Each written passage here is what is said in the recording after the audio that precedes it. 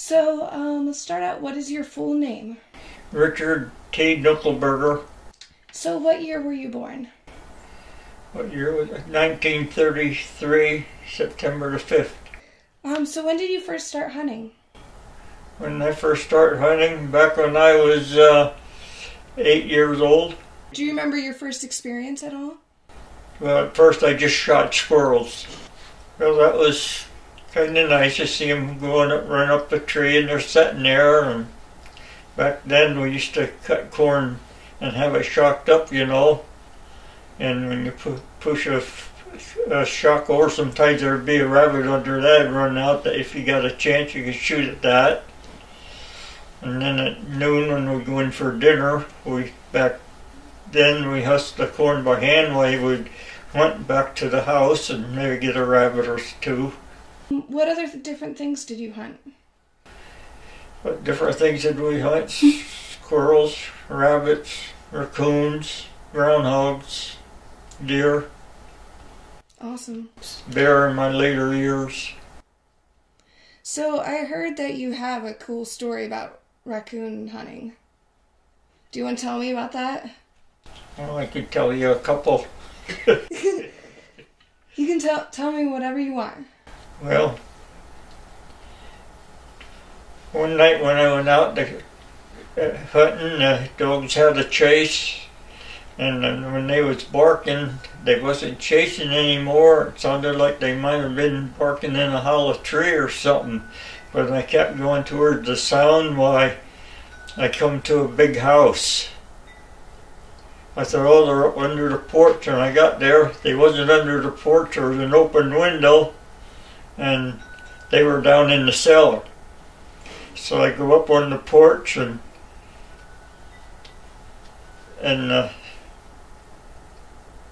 the door wasn't locked, but I went down around the house and the door down there was closed. I couldn't open the one going into the cellar.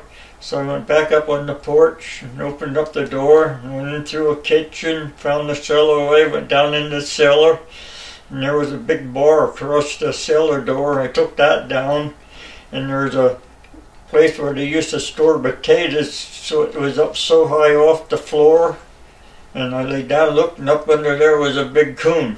The dog was barking, but the dogs couldn't get to the coon. So I laid down, just shot so I could scare this coon out from under there, and that worked. The coon went running out, and the dogs grabbed it. Then when I got a chance, the dog was fighting with the coon. I grabbed the coon, threw it out through the cellar door. And then I closed the cellar door up, closed that all up. Then I went back out, and then the dogs were still fighting with that coon. Then I had to shoot that coon and finish it off for the dogs. And that was one of the biggest coons I ever caught. That weighed just about 30 pounds. What was your best night of hunting? And the most coons you took in one night? Most coon I caught in one night was 11.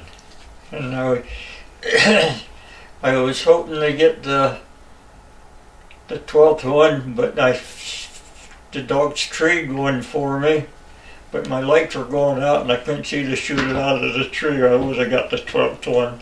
And then one night when I was over here in this mountain right across here, my dog was coming back to me and he growling and carrying on.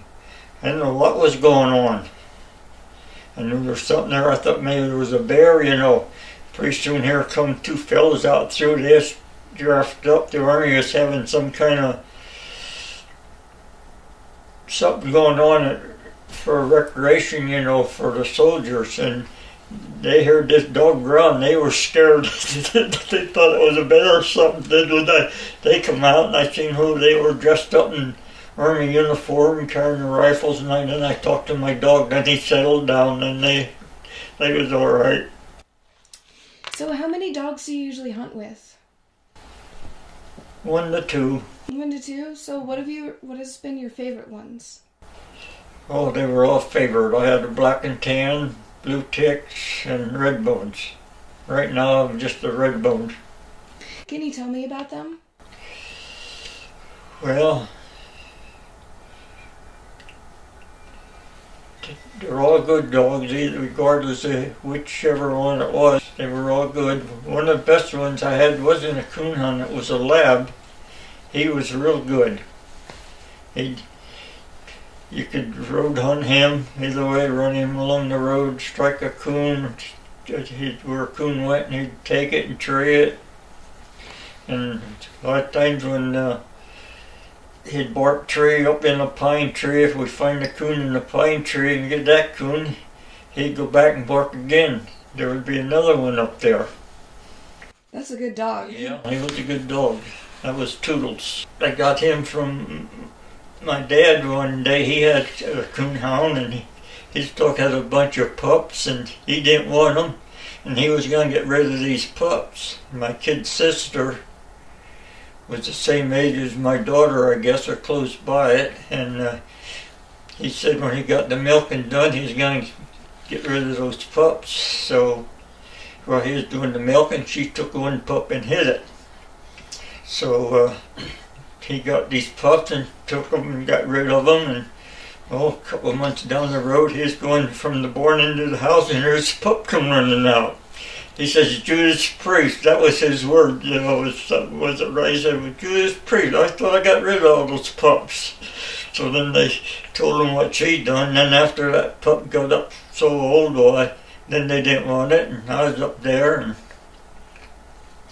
my daughter, she wanted it, and I didn't want it because I was interested in registered coon hounds at the time. Finally, I gave in, and we brought that dog home, and boy, I'll tell you what, that was one of the best dogs I ever had. But we brought it home. I didn't have a pen ready for it. Laid it out here on the porch, and put feed and water there for it. And I get in my truck and go down the road here. That was before all these houses were built out here, you know. I look in the mirror, and he'd be following my truck. So I'd gas it, get away from him, and I come home, he'd be laying on the porch.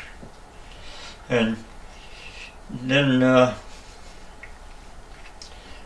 when I was cultivating corn up here, he would keep, wherever I went, he'd follow me. And he'd follow my tractor back and forth up here in the field cultivating the corn out of watch, but he stayed out of the way. I wouldn't run over anything, but I still looked out for him, you know. And then one day I got out here at this end up here. I thought, oh, he went down to the house to get tired of following me. But when I got back out at that end out there, I heard him barking. So I shut the tractor off. He was in there, he was barking tree on a squirrel.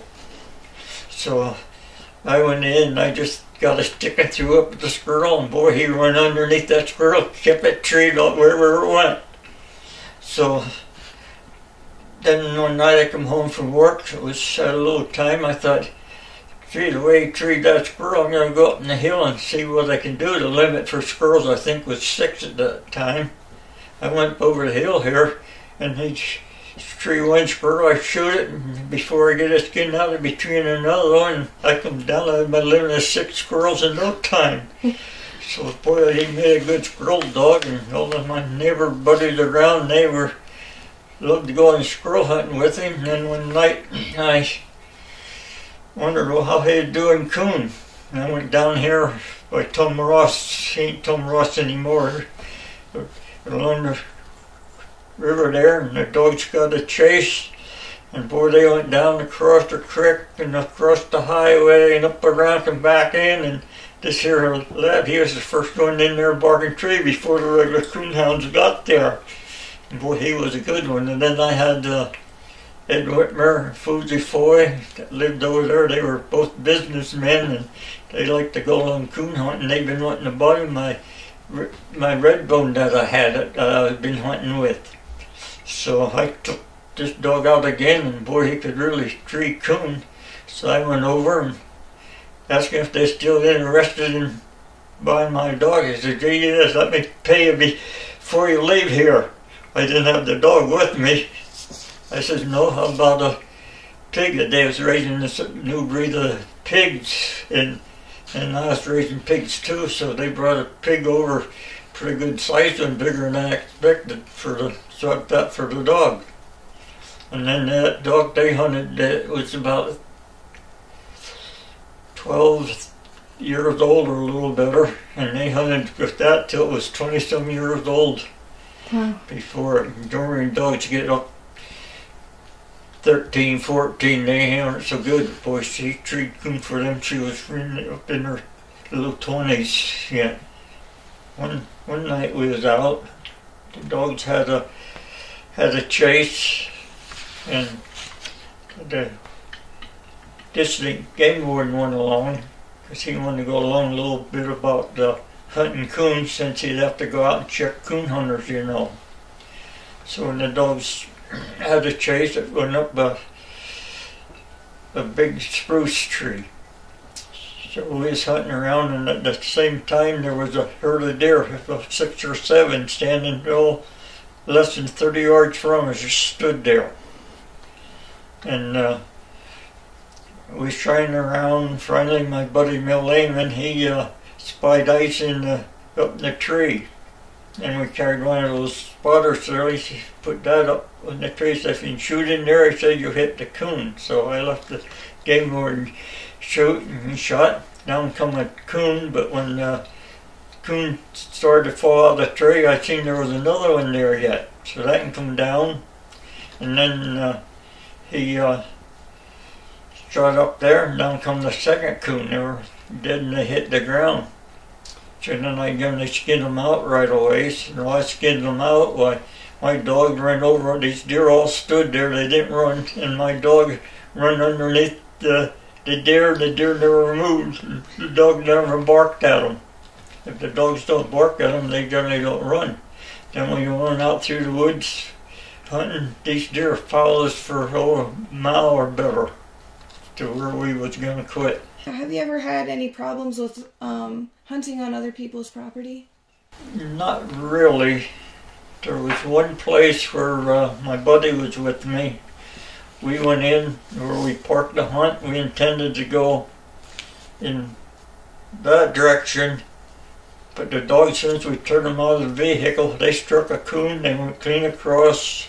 It was Mr. Ford, and there's a road there we was on, it's Ford Road. Mr. Ford's farm where we was going to hunt on. But the dogs chased that coon clean across his farm, through somebody's woods, and they was barking a tree right in the farmer's front, in the yard in front of their house. Oh wow! And so till we got there,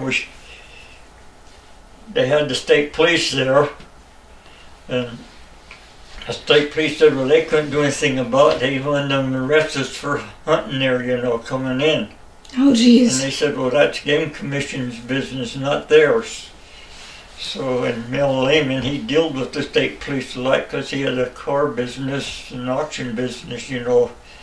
And so they called the warden. The warden was Clyde Lawbaugh at that time, and his deputy was Bill Shutt from Ellisburg.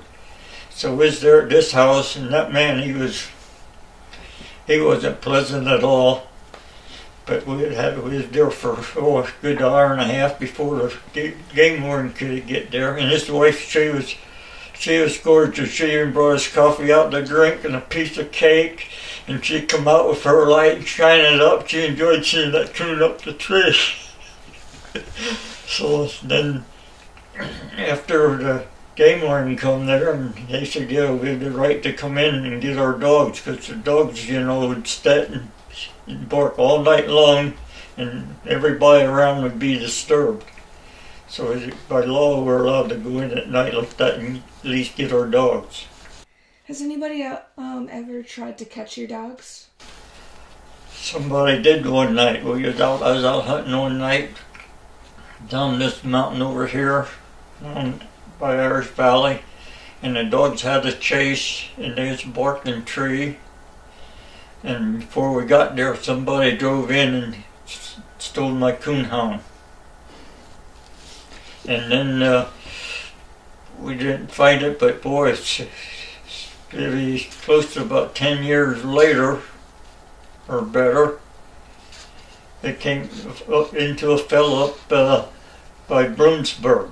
And the same license number and tag, everything was on the dog. And they had my dog, but it was getting too old. She wasn't much good then after that.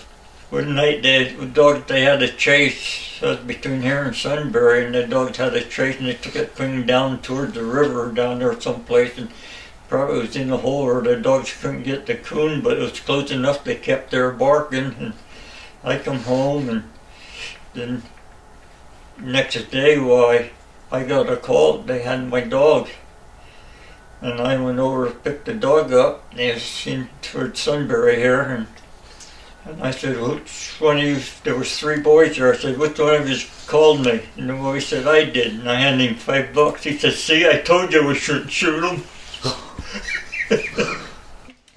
Do you have a favorite story deer hunting?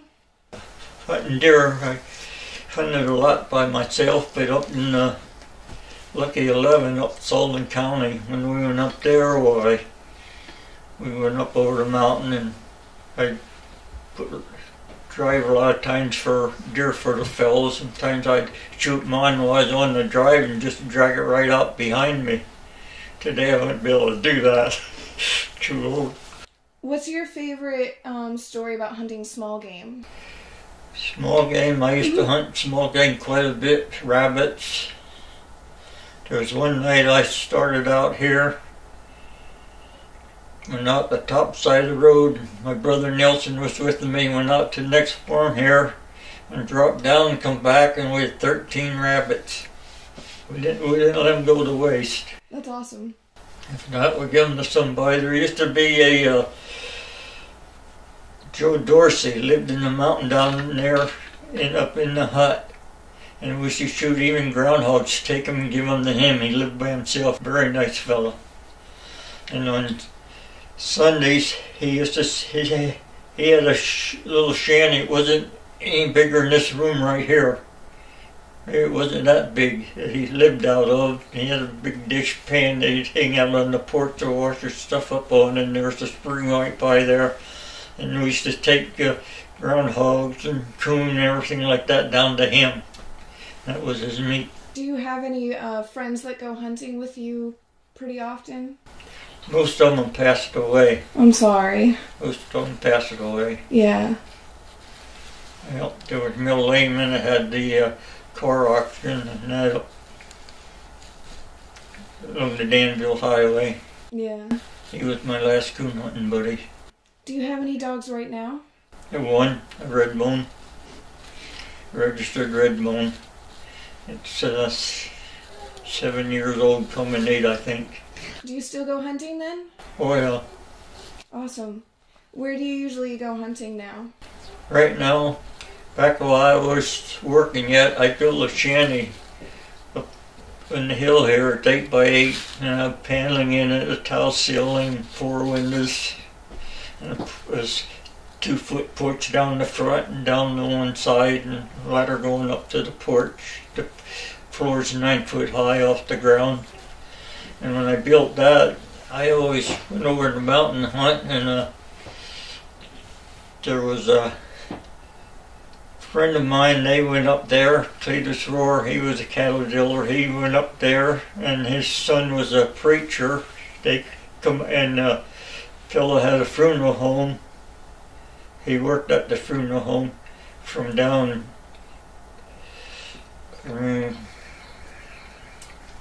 on the line here,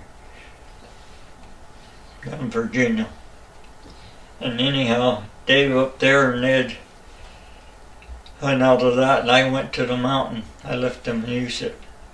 Now they're all passed away. And then after I retired, I started hunting out myself.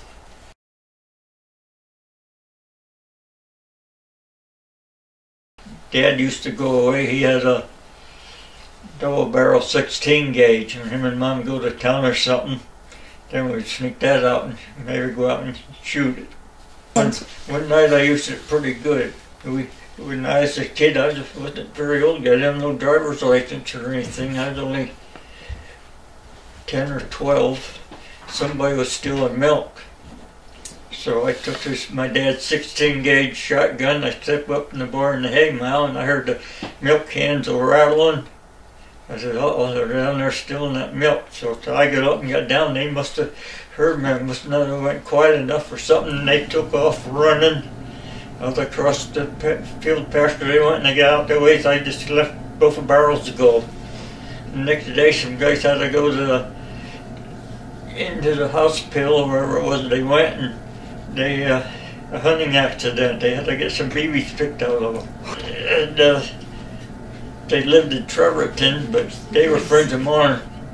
Well, as long as they lived, they're all passed away now. But they were friends of mine. They might have thought it was one of my older brothers or somebody that did it. I don't know. That's pretty funny. And then one day here, we was getting something stolen all the time. My tools, whenever we went away, it's when we first bought the place. Tools were getting stolen, and I had a good dog. He had, this is true. These guys aren't living, they could tell you the same thing. He had a different voice for everything. If this is a person, another dog, or whatever, he had a voice for whatever. He changed it. Even one night I took him, a day I went down through here and he had to start barking, and gee, I'd never heard that before. Here it was turkeys. Yeah. And then one night I took him out and he had a chase with my other dogs. Boys chased coon just like the coon hounds did, and he was barking tree, and he had a different voice for when he barked for coon. He could change his voice. And a lot of guys couldn't get over that. They knew that was really true. He had a different voice. But anyhow, we was getting stuff stolen until one night a piece got stolen off of her washer. That's when I really got kind of mad, you know. But anyhow, I started using, he barked, it sounded like a man. And that's the way the shotgun would blast. Mm. But then it stopped, but it was every time we'd go away, something would get going. That's when the piece to her washer got stolen. So I was up at work, and this is started bothering me because I couldn't catch this guy that was doing it, you know. And I don't know if I come home on my own or if someone brought me home. But anyhow, I was going down the road here, and I figured out who it was because I started shooting at this person, you know. And then down here, this was an old road up here, and I see him sitting up here behind a pine tree. A pine tree, just a small one, you know. So I went down the road, and I told her to stop. I told her going around, give me time to get back home. I get back around here, my dog was barking out towards my barn here. So I knew, and they had the voice that I knew a person was in there. So I went in there, and there he was, you know. And well, I was young then. I was 19 or so then yet, you know. And I didn't hit him, but I slammed him up against the wall and told him for the stuff he was stolen. I said, we're going away on the weekend. I said, when we come home, that stuff better be laying on the porch down here. I'm coming down after you, because I knew where he lived. And I turned around, and I blew him out over. He landed on his hands and knees, and I get up and run down across and took off.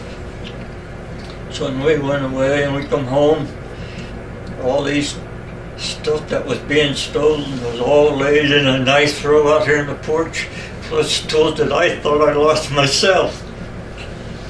Oh my gosh. So that stopped that.